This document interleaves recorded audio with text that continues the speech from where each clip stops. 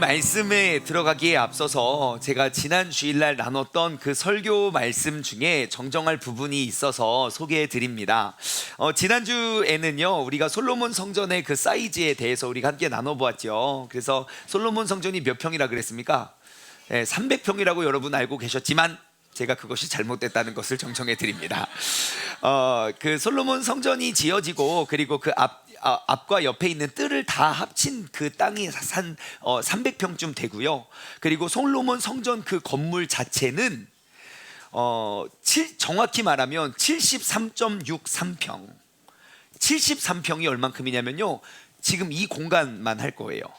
솔로몬의 성전이, 저희가 지하실이 저 교육자실까지 해서 80평이거든요 그러니까 73.63평이 솔로몬 성전이었고요.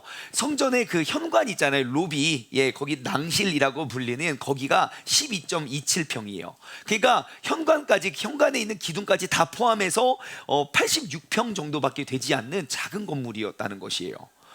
그럼 우리는 더 신비해지죠. 그 86평짜리 건물을 몇 년 동안 지었습니까? 7년 반 동안 공사를 했고요. 그리고 몇 명이 관리했죠? 38,000명. 이만한 교회를, 더 은혜가 되지 않습니까? 그래서 아무튼 제가 지난주에 건물이 300평이라고 했는데 그거 잘못된 점 여러분들 정정해 드리고 양해를 구합니다. 어제는요, 우리가 새성전 그 청소를 했습니다. 우리 새성전 가서 이제 청소를 쭉 하였는데 이제 비가 많이 오는 날이었어요. 비가 많이 오는 날에 이제 가서 청소를 쭉 하는데 역시 언제가 됐든 새 집을 들어가는 입주 청소는 즐거운 것 같습니다. 내 집이면 즐겁고 남의 집이면 괴롭고, 그렇죠? 그래서 우리 어제 청소 어떻게 했는지 제가 영상을 준비했는데요, 함께 보도록 하겠습니다. 1층 로비의 모습이고요. 정말 어제 많은 분들 오셔서 함께 청소에 참여해 주셨어요. 우리 아이들도, 우리 하연이도 저렇게 테이블을 닦았고요.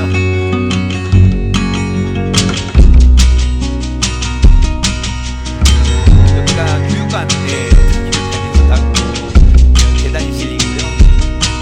2층 이제 주방과 테이블들을 다 닦고 있습니다. 화장실 정도도 얼마나 화장실도 깨끗하게 잘 정리가 되는지 모르겠어요.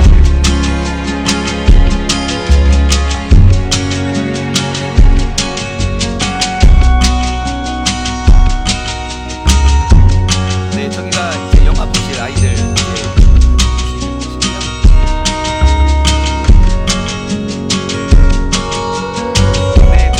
분들이 오셨어요. 저 이후로도 더 많은 분들이 오셔서 우리가 함께 청소를 했고, 더욱이 이제 청소를 열심히 마치고 우리 또 권사회에서 엄청 맛있는 또 콩국수를 또 아주 시원하게 해주셔가지고, 콩국수 사진 있어요. 사진 아직 안 되나요? 뭐 없구나. 그렇습니다. 저만 봤어요. 아무튼 콩국수 너무 맛있게 먹었고, 어제 수고한 모든 분들, 또 권사회 또 모든 분들에게 다시 한번 감사의 박수를 드립니다. 우리가 정말 솔로몬의 성전과 같은 그런 아름다운, 정말 이렇게 작은 공간을 38,000명이 순번을 정해서 잘 관리했던 것처럼, 우리가 세종시에 우리 모두가 힘을 모아서 세종시에서 가장 깨끗하고 또 가장 아름다운 그러한 성전을 우리 모두가 함께 세워가기를 간절히 소망합니다. 자, 오늘은요, 지난주에 이어서 입당 준비 두 번째 시간으로 우리가 은혜를 나누길 소망하는데요, 오늘도 우리는 이 질문을 던지고 또 그 질문에 답을 얻었으면 좋겠어요. 과연 도피성 교회란 무엇일까? 도피성 교회란 과연 무엇인지에 대해서 우리가 이 질문에 답을 얻어가길 소망합니다. 오늘은요, 제가 새 성전에 가시면 이제 명패와 이제 그 새 성전 그 부서실들의 이름이 쭉 있는데, 혹시 어제 청소하시면서 그 명패 보셨습니까? 각실에? 보신 분이 계세요? 거기 보면요, 그 점자로 다 그게 입력이 되어 있어요. 그래서 점자로 보기 위해서 그 이제 각 실마다, 모든 실마다 이름을 다 붙여놨는데, 대부분의 실들에 보면 다 우리가 아는 이름들이에요. 그 실의 이름만 봐도 이 공간의 용도가 뭔지 금방 알 수 있을 것 같아요. 이를테면 뭐 새가족 실, 그걸 뭘 하겠습니까? 새가족이 양육을 하겠죠. 성가대실 뭐 하겠습니까? 성가대 연습을 하겠죠. 그렇게 다 그냥 뭐 방송실, 무슨 실 이렇게 어렵지 않게 이름을 써놓는데요. 혹시 그 교회 간판 중에 몇 개는 아무리 우리가 눈을 떠서 읽어도 이게 진짜 이해가 되지 않는 이름들이 몇 개 있었는데, 혹시 그거 발견하신 분 계실까요? 더 커넥트실. 그 중에 하나예요. 더 커넥트가 있고 더 브릿지가 있는데 브릿지는 못 찾았죠. 있어요. 그것은 영어인데 그 뭔지 알 것 같아요. 왠지 커넥트, 뭔가 좀 연결이 되는 그런 장소 같지 않습니까? 더 어려운 이름이 있는데 혹시 네? 잘 모르시겠죠? 저희가 교회의 대부분의 실들은 다 그냥 이름만 봐도 그것의 용도와 쓰임을 알겠는데, 대예배실과 소예배실, 그리고 또 예배를 드릴 수 있는 체육관, 그리고 옥상 정원의 이름은 굉장히 어렵게 이름을 지어놨어요.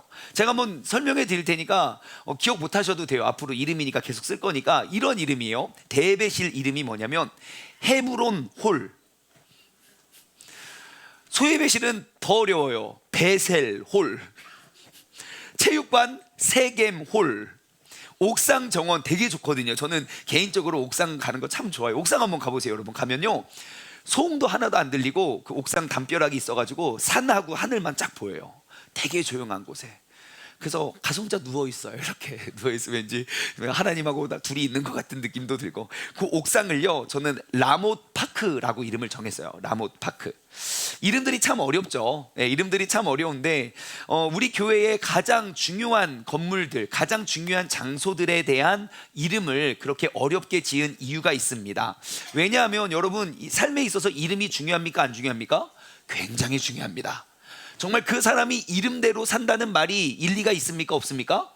물론 예외는 있지만 저도 늘 생각을 해요. 제 이름이 충만이어서 이렇지, 중만이었다면. 굉장히 중후하지 않습니까? 벌써 장충만 목사님입니다. 벌써 중후하잖아요. 장충만 목사, 이런 분이시잖아요. 그래서 제가 참 사람은 이름대로 이름 따라 가는구나 라는 생각이 들어서 우리 교회의 제일 중요한 건물들, 제일 중요한 실들의 이름을 이렇게 어렵게 지었어요. 이렇게 어렵게 지은 이유가 있습니다.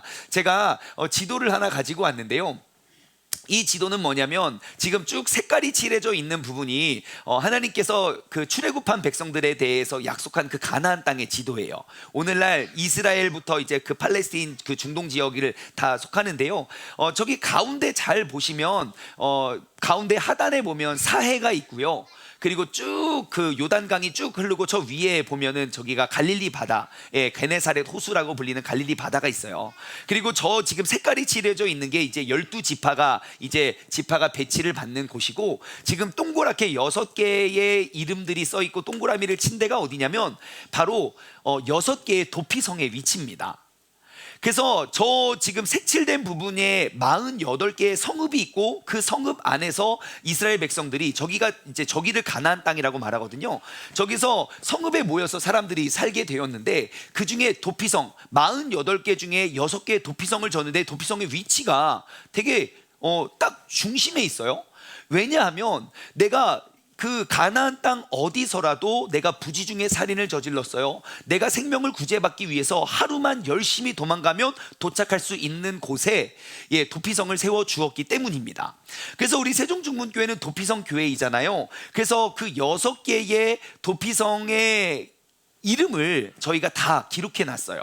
제가 하나하나 설명해 드리면요, 6개의 이름입니다. 첫 번째는 게데스라는 곳이 있어요. 게데스라는 곳에 도피성이 하나 서 있는데, 그 게데스의 이름의 뜻은 거룩, 구별되다. 그래서 거룩을 뜻하는 코데시라는 단어에서 나온 이름이에요. 그래서 거룩이라는 뜻이 있고, 또 하나는 바로 헤브론. 헤브론이라는 이름은 연합 이라는 뜻을 가지고 있고요. 그 다음에는 베셀이라는 단어의 뜻은 요새이고요. 그리고 또 세겜이라는 단어의 뜻은 어깨이고요. 그리고 길르앗 라못, 길르앗과 라못인데 길르앗 라못은 언덕이라는 의미를 가지고 있고, 마지막으로 골란이라는 단어는 기쁨이라는 뜻을 가지고 있어요. 저게 6개의 도피성이 있는 지역이고요. 그 지역의 이름의 뜻의 의미가 저렇습니다. 그래서 우리 교회가 도피성 교회이잖아요. 그래서 우리 교회의 가장 중요한 공간들의 이름을 다 실제 도피성이 서 있는 곳의 이름으로 우리가 대입을 시켜봤어요. 그래서 우리의 대예배실, 지금 현재 대예배실은 헤브론 홀입니다. 왜냐하면 여러분, 우리 대예배실 가보시면 아시겠지만 이게 그냥 우리가 알고 있는 교회의 모습은 아니에요. 굉장히 멋진 공연장 같은 모습이고, 가서 한번 보세요. 의자가 800개가 있는데 한 명도 안 앉아 있는데 꽉 차 보이는 놀라운 착시 효과가 있습니다. 그래서 되게 좋아요. 여러분들 이렇게 보라색 티 입고 앉아 있으면 그냥 묻힙니다. 사람이 있는지 없는지. 의자가 되게 형형색색 되게 컬러풀해서 되게 좋고 되게 멋진 공연장처럼 지어놨어요. 왜냐하면 그 예배실이 우리가 하나님을 아는 사람 모르는 사람 모두가 하나로 연합할 수 있는, 하나님과 연합할 수 있는 공간이 되는 꿈을 꿔요. 그래서 더 공연장처럼 지어놨고, 이제 보세요, 월드컵 올림픽 막 이런 거 우리 어디 갔어? 우리 저기 지금 시합 중에 있는데 우리 병현이 또 이제 나중에 올림픽 나가고 그럼 우리 막 모여서 막 응원하고. 그러니까 모든 사람들이 모여서 우리가 이렇게 연합할 수 있는 공간이 되고자 우리가 대예배실을 헤브론 홀이라고 이름을 지었고요. 그 다음에 소예배실은 베셀 홀이에요. 베셀은 그 요새거든요. 그래서 우리 그 소예배실 위치가 가장 우리 건물의 가장 딱 초입에 있고, 여기서 뭔가를 다 영적인 싸움을 싸워야 될 것 같아가지고, 그래서 우리가 우리 교회를 지키는 요새다 해서 그걸 베셀홀이라고 소예배실의 이름을 지었고요. 그 다음에 세 번째는 세겜, 우리 체육관이 어깨입니다. 어깨가 넓어야 운동을 잘할 수 있기 때문이죠. 그래서 세겜홀은 우리가 진짜 우리 어깨의 역할을 감당하고, 나중에 제가 조금 이따 설명해 드리겠지만 우리 교회에 좀 증축에 좀 큰 그림이 있거든요. 그래서 그 이제 이전 이제 소예배실과 대예배실을 연결하는 그 연결고리, 그러니까 든든한 튼튼한 어깨의 역할을 감당하라고 이제 세겜홀이라고 우리 체육관 예배실을 이름을 그렇게 지었고요. 그리고 우리 옥상, 제가 좋아하는 그 옥상을 라못 파크라고 했어요. 예, 그래서 길랄 라못 파크는 좀 이름이 너무 길어서 그냥 라못. 그 라못이라는 이름의 그 라못이라는 단어의 의미가 언덕이거든요. 예, 언덕. 예, 그래서 라못 파크라고 이름을 지었습니다. 저희가 이렇게 이름이 지금은 되게 낯설고 어려운 것처럼 보여지지만요, 여러분 사람 이름 외울 때 어려운, 여러분 평생에 진짜 이름 특이한 애들 아직도 기억날걸요? 예, 저 대학교 다닐 때 선생님이 이제 출석을 불러요. 그래서 남호에스, 밑에서 남호에스키입니다. 남호에스 호에스키입니다. 이름이 남호에스키예요. 남호에스키. 예. 그래서 프랑스에서 태어났대요. 그래요. 제 동기 중에 프랑스에 태어났대요. 그래서 근데 이제 그 출석부에 이름이 네 글자밖에 안 들어가서 남호에스라고 돼 있는 거예요. 그러니까 교수님이 출석 부를 때마다 남호에스키입니다. 그래서 왜 그러냐고, 그러니까 프랑스에 태어나서 자기가 이름을 그렇게 줬다고, 뜻이 뭐 있는데 잃어버렸어요. 그러면서 그러면 그럼 프랑스에 얼마나 살았냐고, 태어나자마자 바로 한국 왔다고. 이름만 남호에스키예요. 이름 되게 어렵잖아요. 저 아직도 기억해요. 그래서 우리 도피성교회 이름도 다른 것들은 그냥 뭐 부문 알 것 같아요. 하지만 우리가 꼭 우리가 기억해야 할 만한 그 중요한 공간에는 여러분들이 이제 그 교회를 갈 때마다, 그리고 누군가에게 우리 교회를 설명할 때마다 그 이름을 부름으로 우리 교회가 도피성 교회임을, 여러분 그 의미를 우리가 잘 설명하고 알려주었으면 좋겠어요. 제가 한 가지 꿈을 또 나눠드리면요, 사진 다시 보여주시겠어요?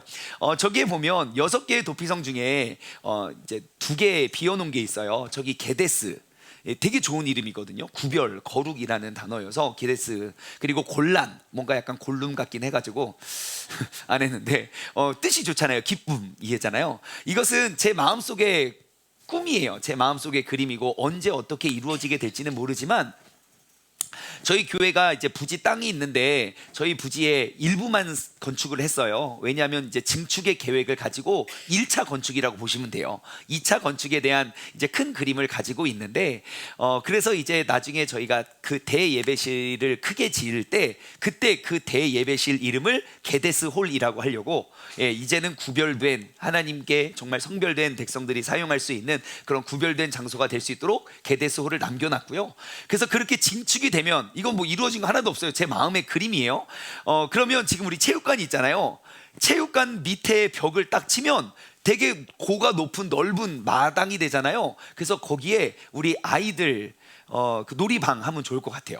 그래서 밑에는 애들 놀이 키즈 센터 하고, 위에는 이제 체육관 이렇게 해서, 거기에 그래서 그 공간을 골란, 기쁨의 동산이라 해서, 그래서 앞마당 있고 놀이 키즈 센터 있고 옆에 가면 본당 대예배실이 이렇게 있으면 좋을 것 같다는 그러한 마음의 꿈을 여러분들과 함께 나눕니다. 그래서 여러분 아무튼 우리 빨리 부흥해서 빨리 증축합시다. 옆 사람에게 인사해 주세요. 시작.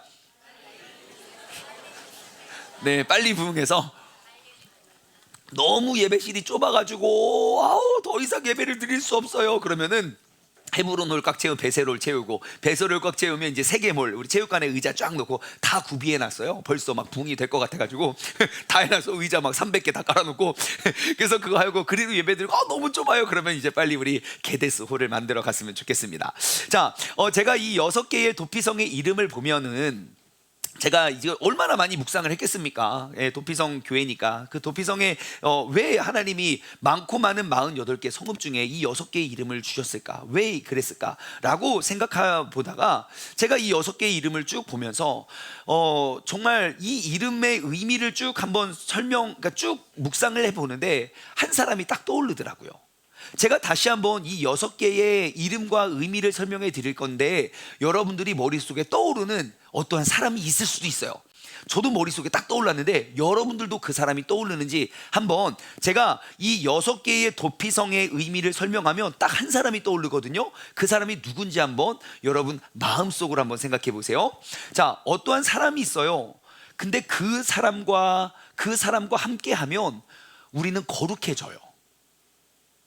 그 사람을 어떠한 사람이든 과거가 어떻고 뭐 이전의 삶이 어떻고 뭐 어떠한 모습이다라도 그 사람과 함께라면 그는 구별된 거룩한 새로운 삶을 살아가게 되는 만들어주는 사람이 있어요. 근데 이 사람은요 연합을 이루어요. 하나님과 사람 간의 끊어진 관계를 잇게 만들고요, 사람과 사람 사이에 끊어져 있던, 그래서 내 원수까지도 사랑하라는 그 연합을 이루어주는 사람이에요. 누가 떠오르는 분이 있습니까? 벌써 있어요? 네, 속으로 대답하세요. 근데 이 사람은요 환난을 당한 모든 사람들의 요새가 되어주세요.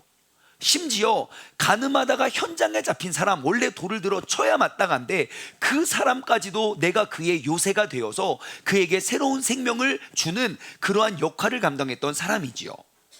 항상 우리의 모든 상황과 모든 사람들 속에서도 항상 우리의 요새가 되어주셔서 우리를 대신하여 매도 맞고 우리를 대신하여 창도 찔리신 분이에요. 그래서 그 사람은요 우리의 죄를 대신하기 위한 십자가를 어깨에 짊어지신 분이에요.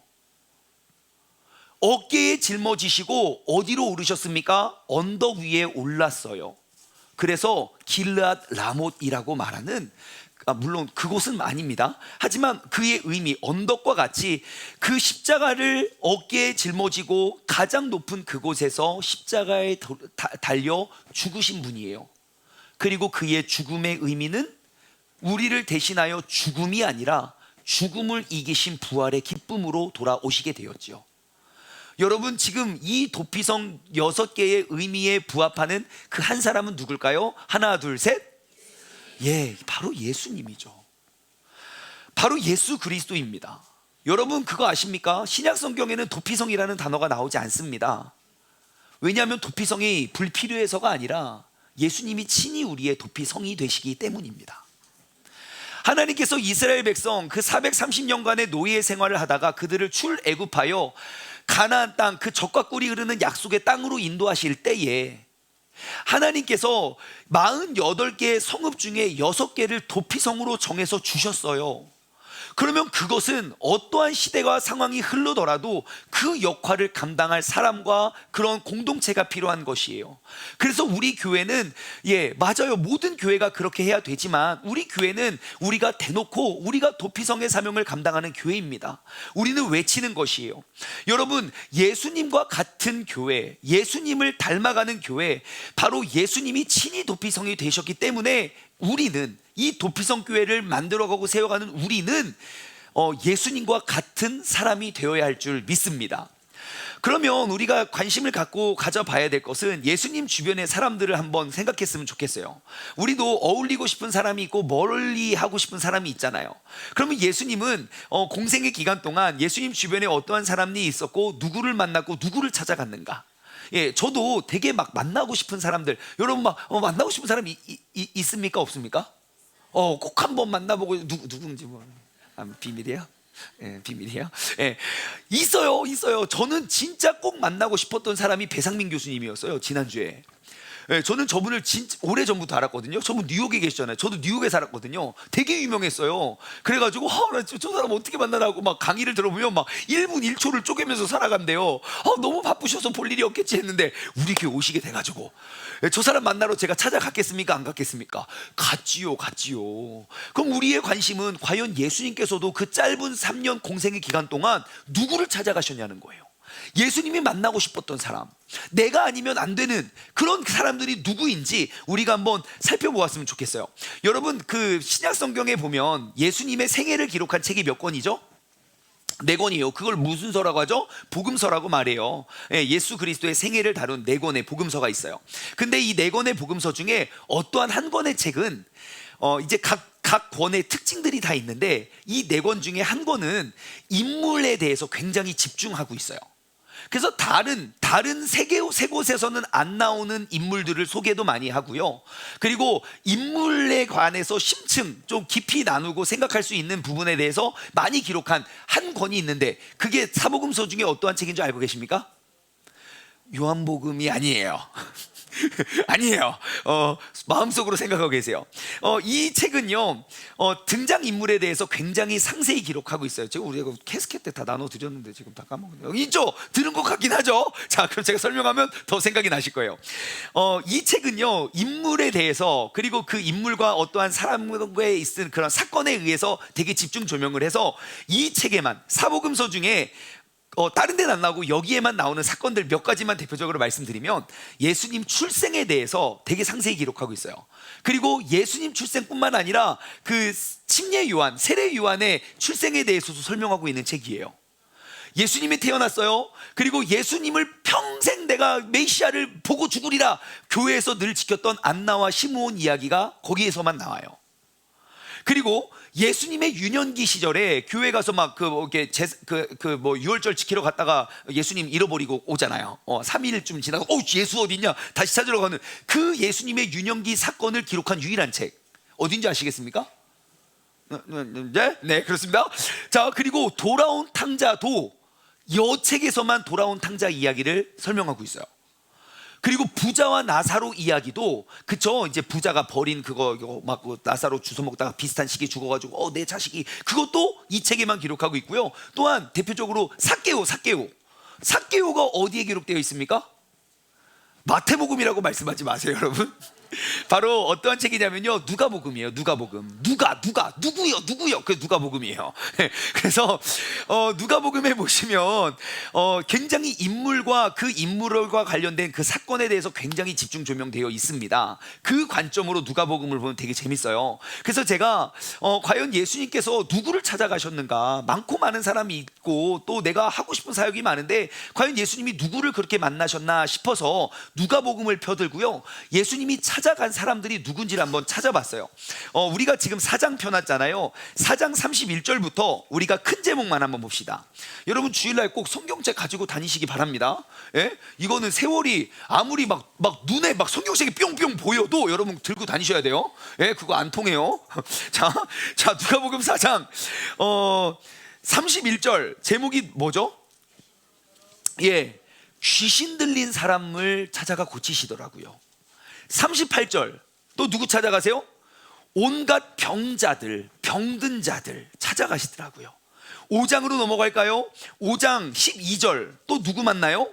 나병에 들린 사람 찾아가시고요. 그 다음에 17절 또 누구 만나요? 중풍병자들 고치시고요. 6장 넘어가 볼까요? 6장 6절 또 누구 찾아가세요? 손 마른 사람, 그 병든 자를 또 찾아가고요. 7장 1절 누구 찾아가요? 백부장의 종을 찾아가 고치십니다. 백부장은요, 이방, 그러니까 로마 제국의 로마의 장군이었어요. 얜 유대인이고 로마인인데, 그러니까 이방의 장군의 하인까지도 쫓아가셨다고요. 예? 그리고 또 있어요. 뒤로 좀 더 넘어가면요, 11절 또 누구 찾아가요? 과부의 아들. 과부가 얼마나 멸시천대를 받았던, 얼마나 그 인권이 없었던 시대입니까? 근데 예수님은요, 그 과부도 아니라 과부의 아들까지 찾아가 그의 어려움과 아픔과 죽음을 고쳐주시는 분이세요. 그러니까 예수님께서는 어떠한 사람들과 어울리셨습니까? 소외되고 가난하고 고통 중에 있는 사람들, 내가 스스로 그 어려움을 다 이겨낼 수 있는 그러한 에너지와 힘이 있는 사람이 아니라 내가 직접 찾아가지 아니하면 절대로 고칠 수 없는 사람들을 찾아가세요. 반대로 내가 예수님을 꼭 만나서 변화될 수 있다는 의지가 있는 사람은 예수님께 나와왔겠지요. 하지만 예수님께서 찾아가셨던 사람들은 항상 소외되고 가난하고 고통 중에 병상 중에 있는 사람들의, 예수님께서는 그들의 친구가 되어 주셨습니다. 그러므로 여러분, 우리 세종중문교회도 예수님과 같은 삶을 살아가기를 소망합니다. 이것이 우리 교회가 감당해야 될 사명입니다. 예수님과 같은 친구가 되어 줍시다. 옆 사람에게 인사할까요? 예수님과 같은 친구가 되어 줍시다. 시작. 네, 여러분, 이것이 바로 도피성 교회의 모습입니다. 우리가 꼭 기억하고 지켜가야 할 사명이요. 오늘 본문 말씀은요, 예수님의 사역의 이제 시작 시점입니다. 4장 1절부터 말씀을 보시면 예수님께서 그 사역을 시작하시기 전에 40일 동안 금식하시고 마귀에게 시험을 당하시는 장면이 1절부터 13절까지 나와요. 그래서 시험을 다 당하시죠. 예수님이 쫄쫄쫄 굶다가 돌로 떡을 만들어 먹어라, 뭐 높은 곳에서 뛰어내려라, 나한테 절해라, 그럼 내가 다 줄게. 그러한 시험에서 이기신 다음에 이제 본격적으로 공생애를 시작하시거든요. 그리고 오늘 본문 말씀 16절입니다. 16절. 자, 한번 볼까요? 예수님께서 그 자라나신 곳 나사렛에 이르사 안식일에 늘 하시던 대로 회당에 들어가서 성경을 읽으려고 딱 서십니다. 자, 예수님께서 이제 나사렛에 가십니다. 나사렛은 어디죠? 예수님께서 자라난 곳입니다. 태어난 곳은 베들레헴, 아까 그 지도의 아무튼 하단 부분이고요. 예수님이 자라나신 곳은 위에 상단 부분이에요. 그 갈릴리 지역, 그 나사렛 지역에서 예수님이 자라나셨어요. 그리고 예수님이 안식일에, 오늘날로 말하면 주일이죠. 안식일에 예수님 어디 가서 뭐 하셨습니까? 회당에 가서, 즉 교회에 와서 뭐 하고 있어요? 성경을 읽으려고 딱 섰다고요. 자, 지금 예수님이 주일날 교회에서 말씀을 읽기 위해서 섰어요. 누구랑 똑같습니까? 뭐 목사님이에요? 여러분이죠. 여러분들 지금 주일날 교회 와서 지금 성경 읽는 거 아닙니까? 목사님이야. 무슨 말이야, 깜짝이야. 자, 여러분, 바로 우리들과 같은 모습이죠. 우리들도 예수님과 같이 지금 이 자리에 나와 이렇게 똑같이 말씀 보는 거 아닙니까? 그러니까 이 자리를 떠나서도 우리는 누구와 같아야 돼요? 당연하죠. 이곳에서는 예수님과 똑같다가 나가면서 마귀랑 똑같으면 안 됩니다. 여러분, 그런 생각하시면 안 돼요. 자, 여러분 꼭 기억하십시오. 요즘 제가 많이 하는 인사지만 신앙생활은요, 삶이 아니라 삶입니다. 시작. 우리가 성경을 열고 성경을 읽는 이유가 내가 많은 성경에 대한 지식을 알기 위함이 되어서는 안 돼요. 하나도 몰라도 돼요. 하나만 알아도 그것이 삶이 되면 그것이 그리스도인의 믿음 생활이 되는 것이에요. 그래서 다시 16절 말씀을 돌아가면요, 예수께서 그 자라나신 곳 나사렛에 이르사 안식일에 어떻게 해요? 늘 하시던 대로. 예수님께서는요, 늘 하시던 대로의 신앙생활을 하셨어요.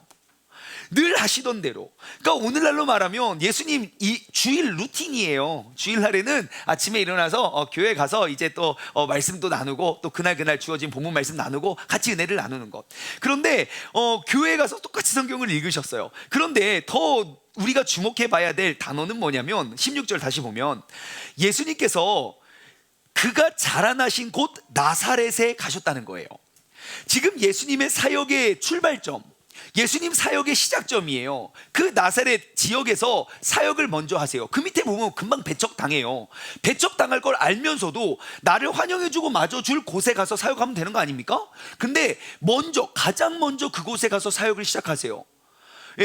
그러면 우리는 여기서 또 얻을 수 있는 지혜가 있어요. 여러분, 우리의 신앙생활도 예수님과 같이 자라나던 곳에서부터 우리가 신앙생활을 시작해야 돼요. 내가 자라나던 곳, 예수님께서 그가 자라나신 곳에서 그가 늘 하시던 대로 그는 신앙생활을 하셨어요. 그렇다면 우리도, 여러분, 이것이 신앙생활이에요. 내가 자라나던 곳에서 내가 하던 대로 하는 것이 믿음 생활이에요.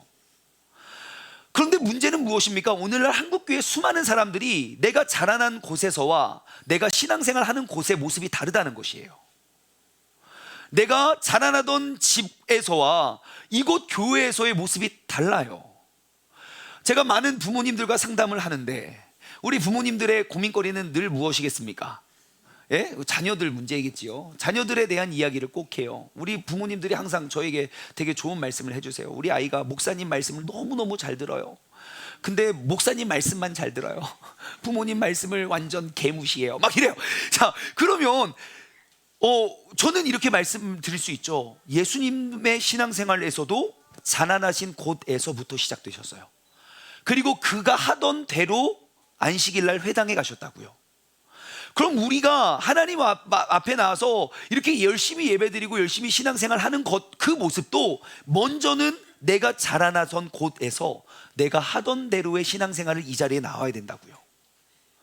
그래서 저는 우리 학생들이 제 앞에서 보여주는 정말 완벽하고 믿음 좋고 공부를 열심히 하는 부모님께 순종하고 적극적인 모습이 저는 진심이라고 생각을 합니다.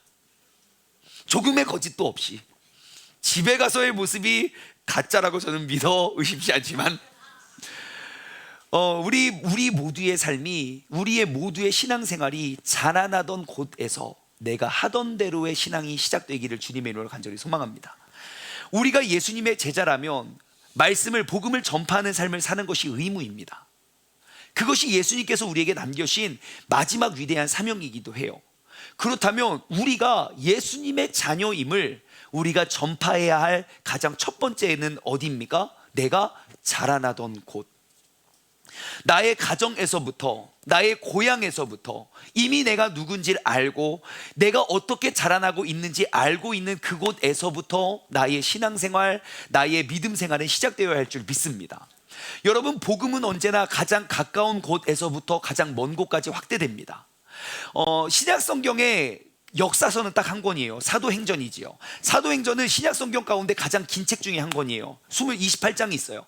그 중에 28장의 내용을 한 절로 요약할 수 있습니까? 없습니까? 있지요. 그게 뭐예요? 사도행전 1장 8절. 오직 성령이 너에게 임하시면 예루살렘과 온 유대와 사마리아 땅 끝까지 이르러 내 증인이 되리라.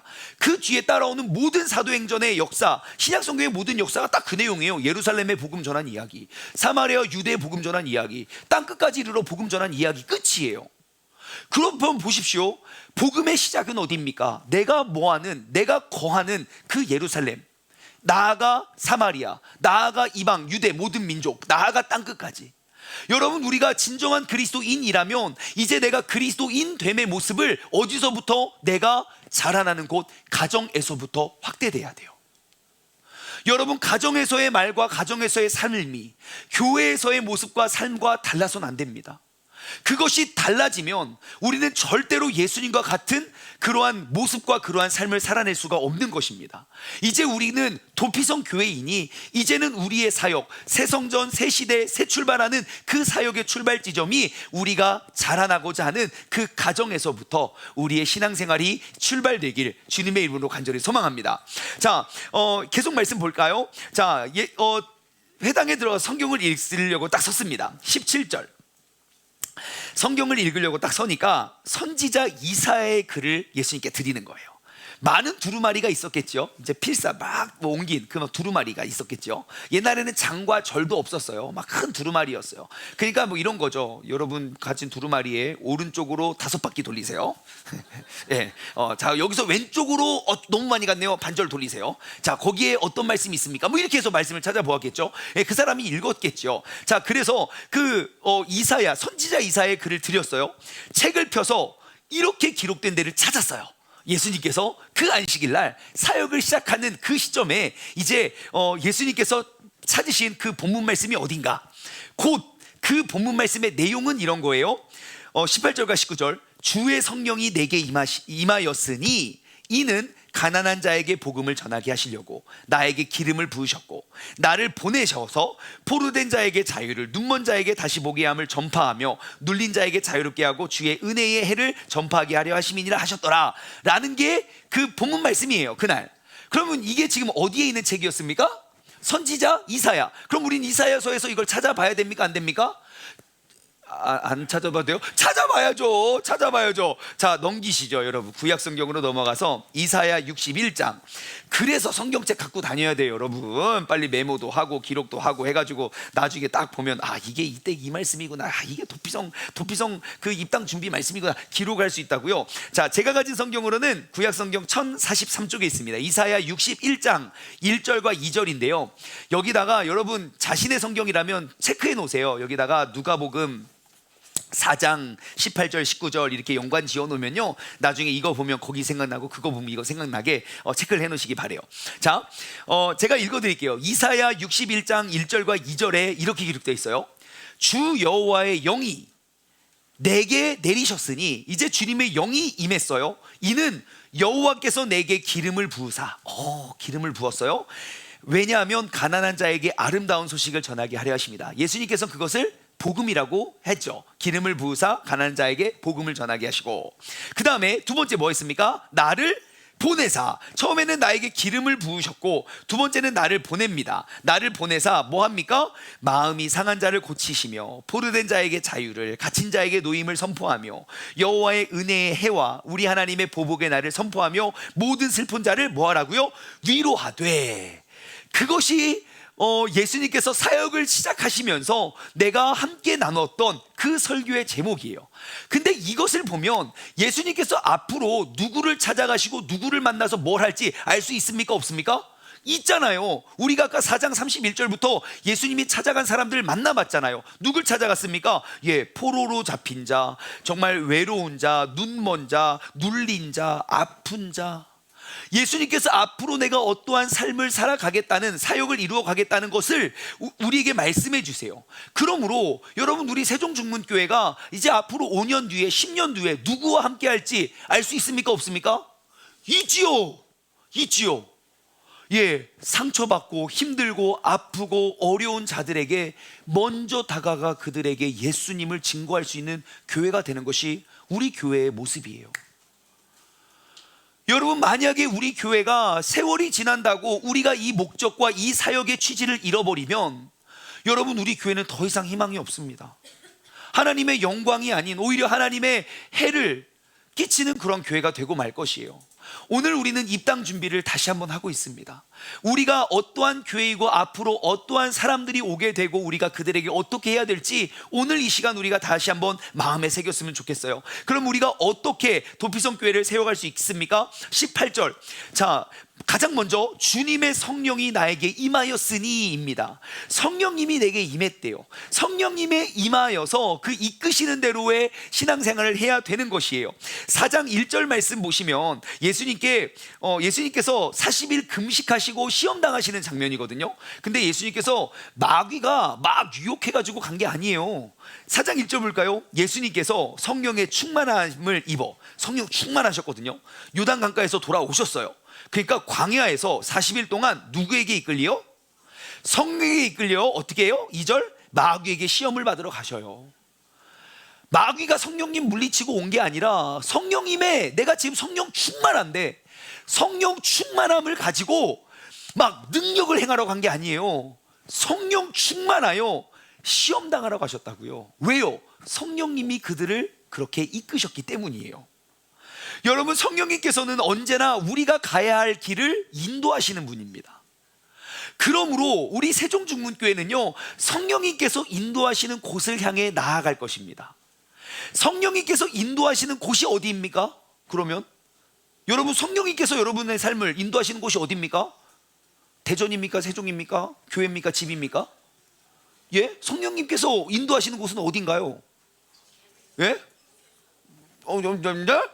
바로 그곳이죠. 맞아요. 모든 곳이죠. 모든 곳. 성령님이 인도하시는 곳이 어디냐고요? 내가 서 있는 그곳이에요.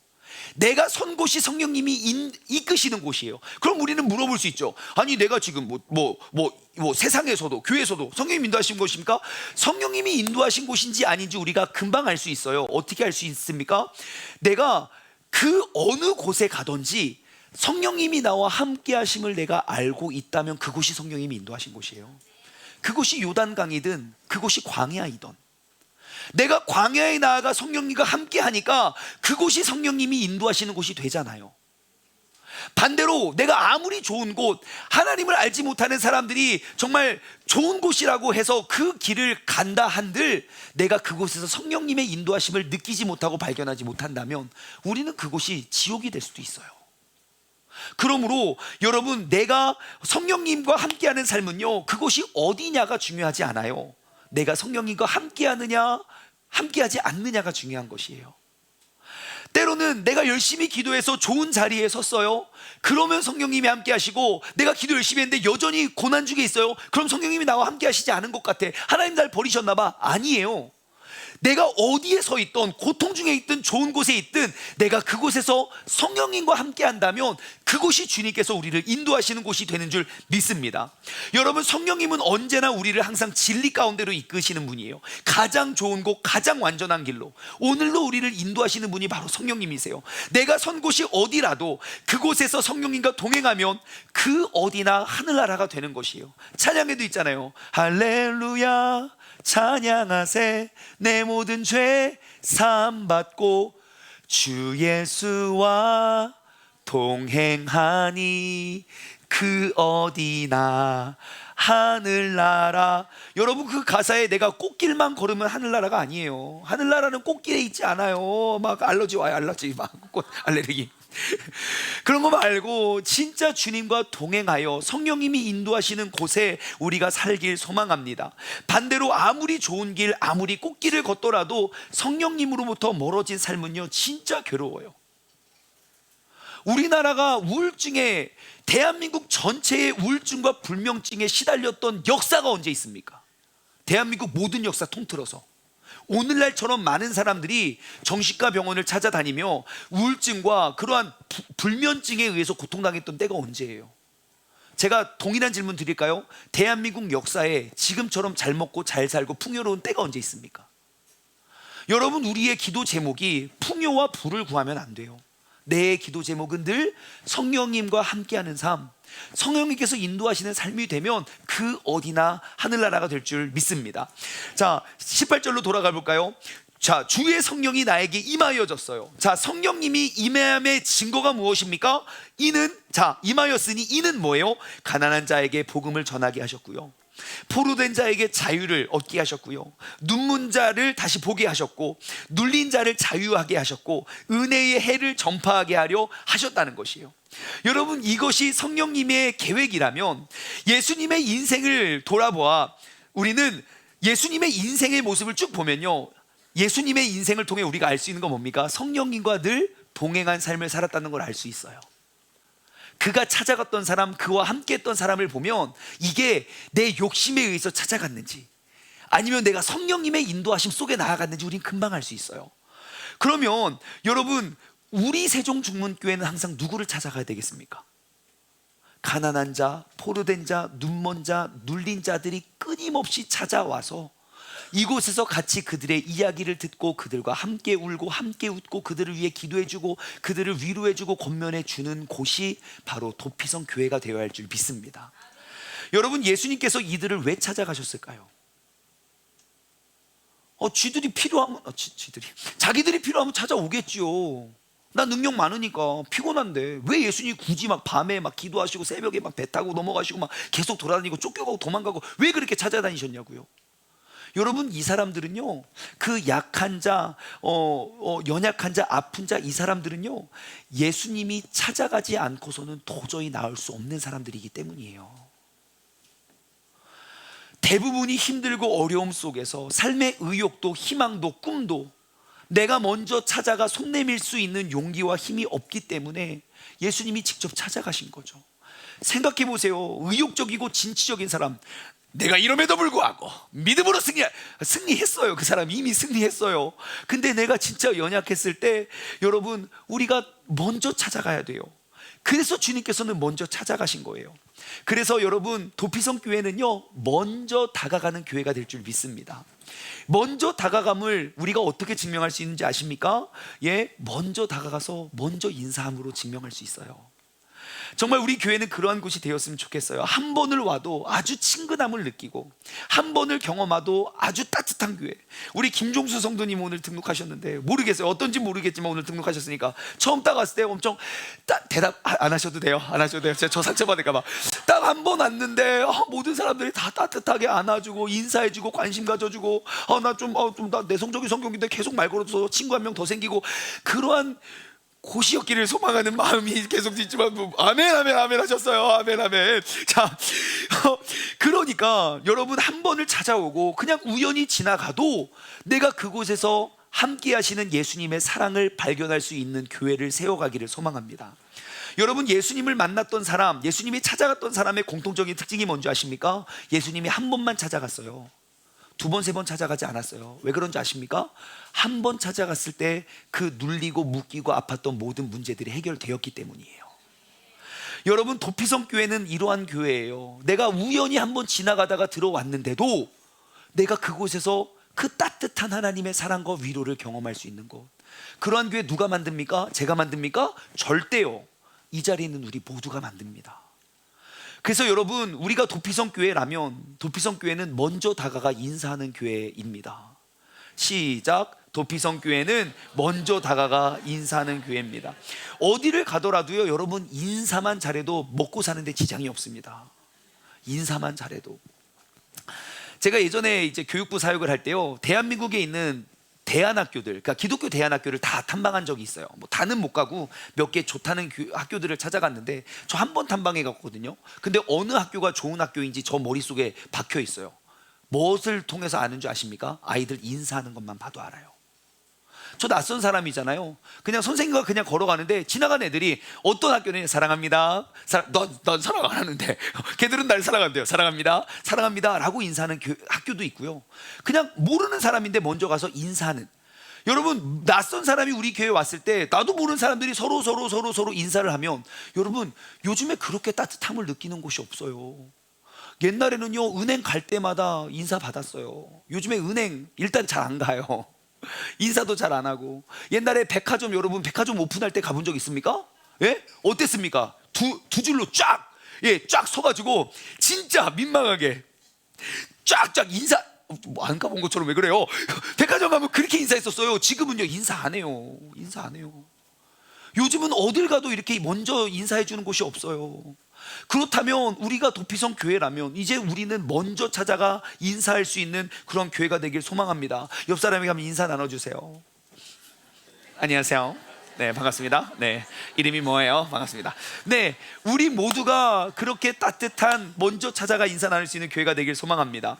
자, 마지막으로 한 가지 더 아주 중요한 거예요. 한 가지 생각해 볼 문제가 있어요. 뭐냐면, 도피성 교회가 가난한 자, 포로된 자, 눈먼 자, 눌린 자들을 찾아가는 교회고 그들이 찾아오는 교회라면, 그렇다면 이렇게 생각할 수 있잖아요. 여러분, 내 주변에 항상 상처 입고 병들고 괴롭고 외롭고 이런 사람들이 내 주변에 계속 오면 괴롭고 힘든 삶일까요? 즐겁고 행복한 삶일까요? 여러분 주변에 나 죽을 것 같아. 옆에서 나 죽을 것 같아. 내가 더 죽을 것 같아. 여러분 주변에 늘 가난하고 힘들고 병들고 이런 사람들이, 우리가 그거 아닙니까? 지금 우리가 두려워하는 게 뭐예요? 도피성 교회 하면 할렐루야. 아무도 안 그랬어요. 지금도 힘든데 왜 자꾸 새정치막 다 죽어가는 사람들 왜 다 오라 그래? 우리가 두려워하는 게 그거 아닙니까? 여러분, 만약에 도피성 교회가 성공적으로 사역이 된다면 우리 교회가 정말 더 괴롭고 힘들까요? 더 기쁘고 행복할까요? 더 기쁘고 행복하다고 뭐가 대답을 해야 될 것 같습니까? 자, 한번 생각해 볼까요? 자, 보세요. 내 주변에 항상 상처 있고 병들고 괴롭고 이러한 사람들이 가득하잖아요. 그것이 걱정이 된다면 우리가 잊고 있는 것이 있어요. 뭐냐면 예수 그리스도의 능력을 배제한 거예요. 성령님의 능력이 없이는 괴롭죠. 나도 힘들고, 나도 힘든데 니들 이야기를 들어주고 하면 너무 힘들죠. 하지만 성령님의 능력이, 그 예수 그리스도의 능력이 함께라면요, 어떻게 되는가? 보세요. 예수님은 그 사람 두 번 안 찾아갔어요. 왜요? 한 번에 해결이 되니까요. 아무리 힘들고 어려운 사람들이 몰려와도 우리가 세종중문교회에서 예수 그리스도로 인한 회복과 치유가 일어난다면 그것은 더 어려운 사람들이 와도 더욱더 큰 기쁨과 간증이 남겨질 것이라는 거예요. 그래서 우리가 두려워할 이유가 없어요. 하나님이 이러한 사명을 우리에게 주셨다면 이 사명을 통하여, 우리를 통하여 귀한 일들을 이뤄내실 거예요. 이전에 내가 보지 못했던 나의 아픔과 상처를 없이 그냥 감춰두고 살면 치유도 안 돼요. 하지만 그것을 다 드러내고도 우리가 그 안에서 일하시는 그 주님의 도우심을 느낀다면 우리는 매일매일 더욱더 귀하고 값진 간증과 기쁨 속에서 우리는 매일매일을 살아가게 될 줄 믿습니다. 그러므로 예수님을 만났던 모든 사람에게 주님께서는 회복을 주셨어요. 가난한 자에게 복음의 기쁨을, 희망을 주셨고, 포로된 자에게 자유함을 주셨고, 눈먼 자, 병든 자에게 다시 보게 함을, 눌린 자에게 자유를 선포하게 하셨죠. 이러한 능력들 가운데 여러분, 우리는 더 이상 괴로워하고 힘들 일이 없습니다. 어떠한 문제도 예수 그리스도 안에서 회복이 될 수 있기 때문이죠. 여러분, 이것이 바로 도피성 교회의 모습입니다. 상처 입고 병들고 외롭고 우울하고 실패하고 넘어지고 이러한 사람들을 위한 교회가 되어야 한다는 말은 여러분, 가장 우울하고 힘든 교회가 되자는 말이 아닙니다. 가장 기쁘고 가장 행복한 교회가 되자는 말입니다. 그렇기 때문에 우리는 모든 예배에, 살아있는 예배, 하나님을 느끼고 경험할 수 있는 예배가 되어야 할 줄 믿습니다. 말씀을 맺겠습니다. 여러분, 이 자리에 모여있는 내가 바로 세종시의 도피성입니다. 우리가 바로 세종시의 도피성 교회입니다. 여러분, 교회는 건물이 아니라 사람입니다. 도피성 교회는 예수님을 닮은 교회입니다. 예수님이 내가 자라난 곳에서부터 성령의 인도하심 속에 사역을 시작했던 것처럼 우리가 예수님을 닮아 나의 가정에서부터 올바른 신앙생활이 회복되길 원합니다. 도피성 교회는 성령님과 동행하는 교회입니다. 성령님이 이끄시는 대로 그것이 내가 원하는 곳이든 내가 원치 않는 곳이든, 내가 원하는 사람이든 내가 원치 않는 사람이든 그 상황과 그 곳에서 성령님과 교통함으로 우리가 나아가는 그러한 교회가 바로 도피성 교회입니다. 도피성 교회는요, 먼저 다가가 인사 나누는 교회입니다. 우리가 정말 요즘 이렇게 강팍하고 삭막해지는 세상 가운데 우리가 정말 사랑이 넘치는 그런 따뜻한 사회를 다시 한번 이루고 회복해 가기를 주님의 이름으로 간절히 소망합니다. 적용 질문을 드립니다. 첫 번째, 여러분 한번 돌아봤으면 좋겠어요. 나도 힘들 때 있었거든요. 내가 정말 힘들고 어려웠을 때 나를 일으켜 세워주었던 사람은 누구 있습니까? 내가 한 번도 안 힘들었다면 정말 거짓말이고요. 정말 내가 누구도 의지하고 기댈 곳 없고 혼자 외로이 섰을 때 정말 먼저 나에게 다가와 정말 예수님께서 보내주신 그 천사들이 있었을 거예요. 그 사람은 누구이고 그 사건은 어땠는지 한번 이번 한 주 동안 돌아봤으면 좋겠어요. 두 번째 질문은요, 그러면 이제는 내가 돌아봐야 할 사람은 누구일까요? 반드시 있습니다. 여러분, 세종시는 여전히 그 성인 미만 자살률 1위 도시래요. 여전히. 우리가 돌아봐야 할 사람을 우리가 돌아보지 않는다면 우리는 정말 고귀한 생명을 또 잃어갈 수도 있어요. 그러므로 나에게 가장 가까운 사람들부터 내가 돌아봐야 할 사람은 누구인지 한번 돌아봤으면 좋겠고, 마지막으로 세 번째, 여러분 먼저 인사합시다. 제가 이렇게 막 부탁하고 협박하고 막 예배 시간에 시간을 막 3분씩 줘가면서 인사하라고 해도 안 하는 신부는 도대체 무슨 신부인지 모르겠지만 아무튼 우리가 먼저 다가가 인사하고, 정말 아는 사람이든 모르는 사람이든 여러분 진짜 웃는 얼굴에 침 못 뱉습니다. 침 뱉으려고 막 하다가도 인사하면 꿀떡 생깁니다. 인사 안 하니까 뱉는 거고요. 그러므로 우리 정말 세종중문교회가 먼저 다가가 용기 없는, 힘 없는 자들에게 먼저 다가가 인사할 수 있는 교회가 되기를 원합니다. 오늘 말씀을 맺으며 우리가 이 찬양 고백했으면 좋겠어요. 하나님의 부르심에는 후회하심이 없습니다. 내가 이 자리에 선 것도 주님의 부르심이고, 하나님의 부르심에는 결코 실수가 없습니다. 나를 부르신 하나님의 신실하심을 내가 믿기 때문입니다.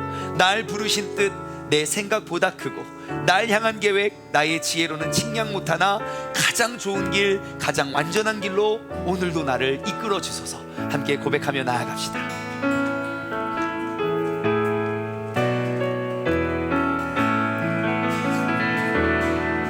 하나님의 부르심에는 결코 힘이 없네. 내가 이 자리에 선 것도 주의 부르심 부르심이라 하나님의 부르심에는 결코 실수가 없네. 나를 부르신 하나님의 신실하심을 믿네. 다시 한번 고백할까요? 하나님의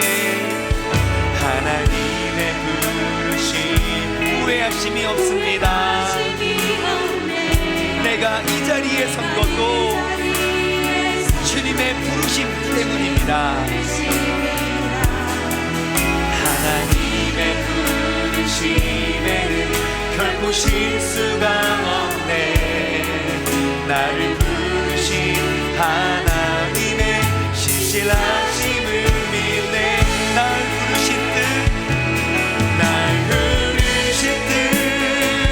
내 생각보다 크고 날 향한 계획 나의 지혜로 측량 못하나 가장 좋은 길로 가장 완전한 길로 오늘도 날 이끄신 믿네. 작은 나를 부르신 작은 나를 나는 알 수 없지만 오직 감사와 순종으로 내가 주님의 길을 가겠습니다. 때론 내가 연약해져도 주님께서 날 도우시니 주님의 놀라우신 그 계획을 난 믿으며 살겠습니다. 날 부르신 듯 내 생각보다 크고 날 향한 계획 나의 지혜로 측량 못하나 가장 좋은 길로 가장 완전한 길로 오늘도 날 이끄신 믿네. 날 부르신 듯 내 생각보다 크고 날 향한 계획 나의 지혜로 측량 못하나 가장 좋은 길로 가장 완전한 길로 오늘도 날 이끄신 믿네. 이 시간 우리 함께 기도하며 나아가실 때에 주님께서 우리를 이 자리에 부르신 것도 주님의 계획이시오.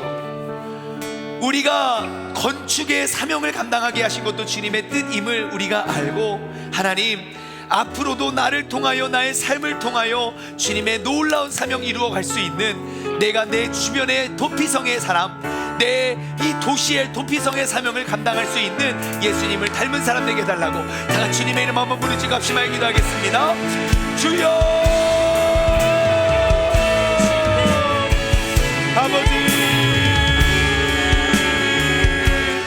아버지 하나님, 주님께서 우리를 붙잡아 주시고 아버지 하나님 주신 은혜와 능력으로 말미암아 우리가 살아가고 나아갈 수 있는 믿음의 자녀 될 수 있도록 주님께서 역사하시고 인도하여 주시옵소서.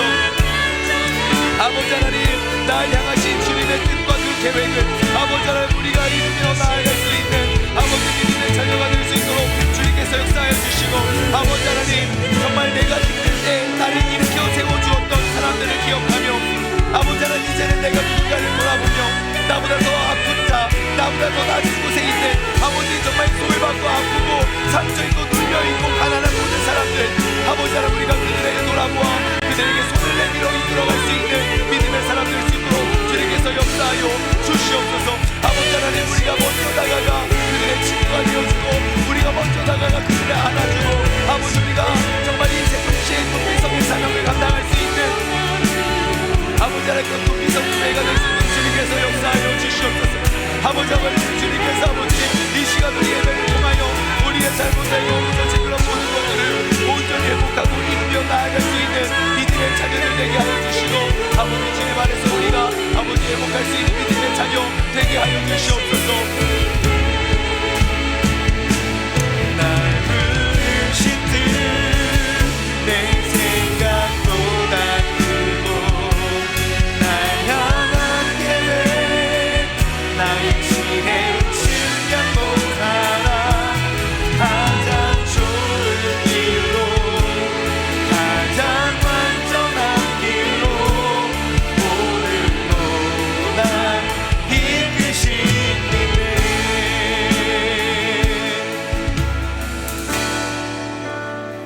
언제나 우리에게 가장 좋은 길로 우리를 이끄시고 인도하시는 성령님께서 오늘도 우리의 몸을 또 주님의 거룩한 교회로, 또 우리의 마음을 우리 세종중문교회 예배로 인도하신 분이 하나님이심을 고백합니다.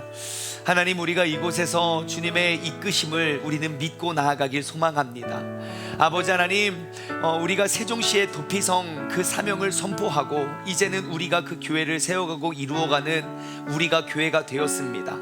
내가 가장 힘들고 어려울 때에 정말 누군가가 나를 위해 먼저 손 내밀어 주기를 간절히 바라고, 누군가가 나를 먼저 찾아와 인사해 주었다면 내가 그 어려움과 그 상황, 절망 가운데 우리는 새로운 힘을 얻을 수 있었던 것처럼, 하나님, 이제는 이 자리에 있는 우리 모두가 먼저 다가가 인사를 건네고, 우리가 먼저 정말 아프고 힘들고 또 정말 우울하고 염려 있는 그런 모든 사람들의 안식처가 되고 도피처가 되어서 그들에게 새로운 생명을, 우리가 예수 그리스도와 성령의 능력을 증거하고 전달할 수 있는 그런 교회가 되게 하여 주시옵소서. 주님께서 오늘 이 자리에 세워주신 우리 모두가 이제는 영적으로 우리가 입당을 준비하길 원합니다. 그런 도피성 교회가 되어 도피성의 사명을 이루어가게 하여 주옵소서.